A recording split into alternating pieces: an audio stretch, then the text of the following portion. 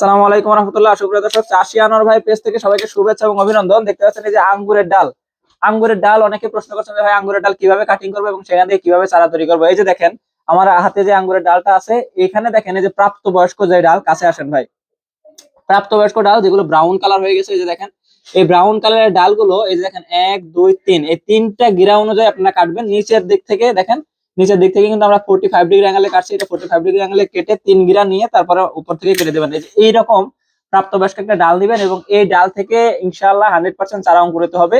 তবে দেখবেন এই যে এই বাড গুলো যেন 100% ভালো থাকে, এই বাড গুলো যেন ভালো থাকে, তাহলে আপনার এটা চারা হবে।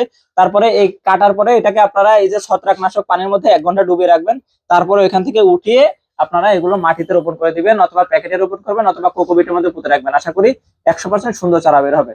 তো এইরকম ভিডিও আরো পেতে হলে আমাদের চ্যানেলটিকে সাবস্ক্রাইব করবেন, ফেসবুক পেজ হলে ফলো দিয়ে রাখবেন। ধন্যবাদ সবাইকে। আসসালামু আলাইকুম রহমতুল্লাহ। এই আমার চেয়ার দেখ পাশে, কেটে দে কেটে দে।